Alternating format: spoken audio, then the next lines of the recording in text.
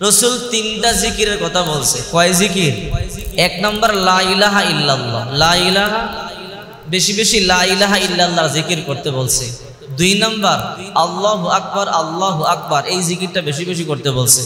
তিন নম্বর ওয়াহমাদুল্লাহ, তোমরা বেশি বেশি তাহমিদ অর্থাৎ আলহামদুলিল্লাহ এই জিকির করো।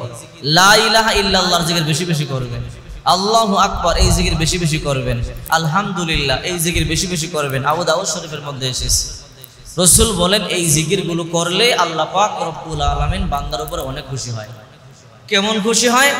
নবীজি বলেন কেউ যদি অন্তত 100 বার লা ইলাহা ইল্লাল্লাহ এই জিকির করে, মাত্র 100 বার দৈনিক, কিয়ামতের ময়দানে যেদিন কেউ কারো পরিচয় দিবে না, কেউ কারো কাজেই আসবে না, সূর্য মাথার কাছাকাছি চলে আসবে, মাটি তামা হয়ে যাবে, মানুষ এক ঢুক পানি পান করবার জন্য সব সম্পদ বিলায় দিতে রাজি হবে, গোটা দুনিয়া বিলায় দিয়ে দিতে রাজি হবে। ওই রকম মুসিবতের সময়ও এই লা ইলাহা ইল্লাল্লাহ জিকিরকারীরা হাসতে থাকবে, তাদের চেহারা থেকে পূর্ণিমার চাঁদের মতো নূর জ্বল করতে থাকবে। সুবহানাল্লাহ।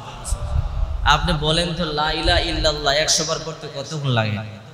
সর্বোচ্চ 2-3 মিনিট লাগবে, বেশি লাগবে না। লা ইলাহা ইল্লাল্লাহ, লা ইলাহা ইল্লাল্লাহ, লা ইলাহা ইল্লাল্লাহ মুহাম্মাদুর রাসূলুল্লাহ, লা ইলাহা ইল্লাল্লাহ মুহাম্মাদুর রাসূলুল্লাহ সাল্লাল্লাহু আলাইহি ওয়াসাল্লাম, পুরোটা পড়বেন। লা ইলাহা ইল্লাল্লাহু মুহাম্মাদুর রাসূলুল্লাহ সাল্লাল্লাহু আলাইহি ওয়াসাল্লাম, লা ইলাহা ইল্লাল্লাহু মুহাম্মাদুর রাসূলুল্লাহ সাল্লাল্লাহু আলাইহি ওয়াসাল্লাম। বেশি সময় তো লাগার কথা না, দৈনিক 100 বার, সকালেও পড়তে পারেন, বিকালেও পড়তে পারেন, পারা যাবে কি যাবে?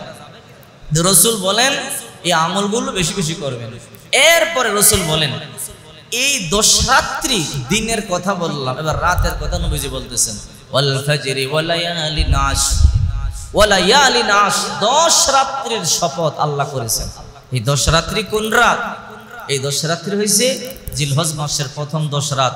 রাসূলুল্লাহ সাল্লাল্লাহু আলাইহি সাল্লাম বলেন কেউ যদি জিলহজ মাসের এই প্রথম 10 রাত্রি ইবাদত করে, প্রতিটা রাতের বদৌলতে এক একটা লাইলাতুল কদরে ইবাদত করবার সমান সব দিয়ে দিবে। এক রাত্রি যদি ইবাদত করেন, একটা লাইলাতুল কদরে ইবাদত করবার সমান সওয়াব পাবেন। যদি 2 রাতে ইবাদত করেন, 2 রাত্র লাইলাতুল কদরে ইবাদত করলে যেই সওয়াব সেই সওয়াব। কেউ যদি লাগাতার 10 রাত্রি ইবাদত বন্দেগী করে, রোজানা 9টা, কিন্তু আপনি তো রাত্রি তো সমস্যা নাই, রাত্রি তো 10টাই পাইতেছেন, এই 10 রাত্রি যদি ইবাদত কেহ করে, রসুল বলে জাগ্রত থেকে 10টা লাইলাতুল কদর রাত্রি জীবনে পাইলে, ইবাদত করলে যে সওয়াব আল্লাহ তার আমলনামায় সমান সওয়াব দিয়ে দিবে।